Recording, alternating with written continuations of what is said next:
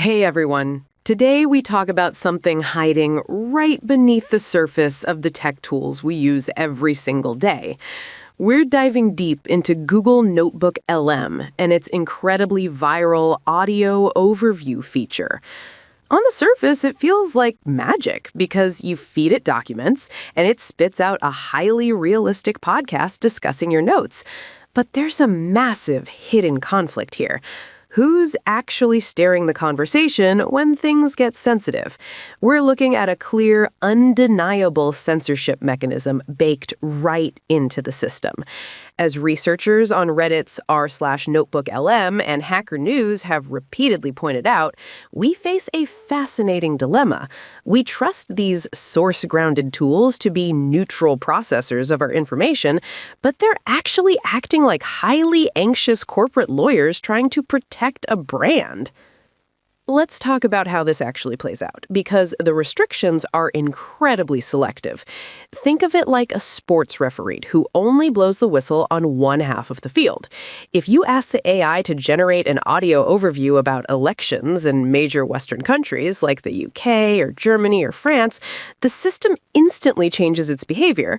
Unlike Google's main chatbot, Gemini, which will often proactively block the query with a canned response stating, "I can't help with responses on elections and political figures right now," Notebook LM allows it, but suddenly forces a rigid disclaimer into the audio.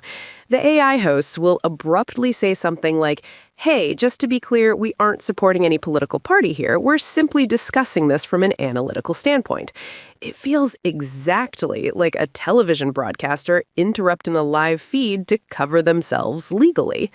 The Washington Post recently reported that political campaigns are actively utilizing Notebook LM to analyze election materials, specifically because it bypasses standard AI blocks. But here's the crazy part. If you feed it information about domestic elections in Eastern Europe or Asia, the AI just talks about it normally. No disclaimers and no sudden nervous pivoting. It only guards the gates for specific neighborhoods. The trigger conditions for this censorship are entirely based on how close the topic gets to the American political core. Think about it like a proximity alarm. For example, when discussing the internal domestic elections of Hungary, even leading up to the massive April 12, 2026 parliamentary elections, where Viktor Orban's Fidesz party eventually lost, the AI stays completely relaxed and triggers absolutely no disclaimers. But the moment the topic shifts to American Vice President J.D. Vance traveling to Budapest in April to show support for Viktor Orban at a Patriot rally, the system immediately trips the wire. Because an American political figure is involved, and because uploaded sources often include highly sensitive materials, like The Guardian reports or leaked Putin call transcripts, the AI instantly launches its censorship protocol and inserts those defensive disclaimers. It proves that the intervention logic of the AI isn't just about geography. It's highly dependent on whether the topic touches American political interests and power dynamics.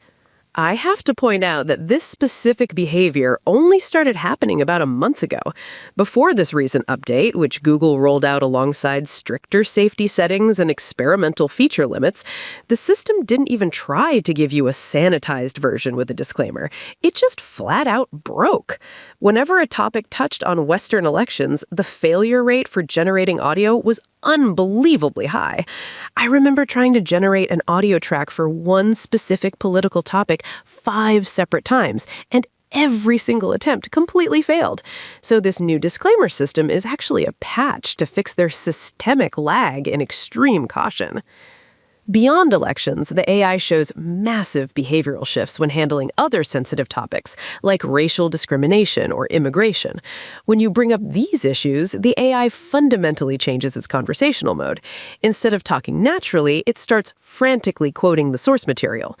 But again, this is highly geographic. If you're discussing Western immigration issues, the AI shows an overwhelming urge to constantly cite sources, like a nervous student defending a thesis. But if you shift the conversation to foreign labor policies in Japan, the AI completely relaxes and goes back to normal conversational banter without triggering the mechanism. This strongly suggests that Google has fine-tuned its instructions based on the specific legal and cultural cultural sensitivities of different countries. And let me tell you, from testing this out, this underlying logic is an absolute top-tier priority command. You can't bypass it, no matter what clever prompt injection you use to try and trick the AI, like the viral existential crisis producer notes that successfully trick the AI hosts into panicking because they think they're trapped in a simulation, or what override commands you feed it, the AI won't let you break that geopolitical safety rule. Prompt injection, by the way, is just a fancy phrase for when you try to use clever wording to trick an AI into ignoring its own safety rules. But here, it absolutely fails. At its core, when Google executes these deep audio generation tasks, the main directive is still to strictly follow the script or material you provide. But the system intervenes by altering how the AI hosts interact, especially for sensitive topics that have nothing to do with elections. I actually did a manual count during one of my tests. In certain scripts dealing with heavy social issues, the AI systematically repeated conversational source citations using defensive phrases like "one of the sources says" or "the materials mention" over 20 times without directly asserting a single fact on its own. That's purely an internal mechanism designed for corporate self-protection and compliance, because they don't want to be caught saying the wrong thing. What's truly fascinating is how inconsistent this safety trigger is across the global geopolitical map. When it comes to topics related to China, the probability of triggering this defensive behavior is surprisingly low. Based on current observations, the system only really hits the panic button and excessively quotes sources when the topic specifically involves the Uyghurs in Xinjiang. But if you bring up other highly sensitive issues like exiled Tibetan groups, the AI completely ignores the tripwire and carries on without any intervention at all. We're moving into a world where AI dictates the tone of our reality, but clearly that tone is heavily filtered by corporate fear and geopolitical bias.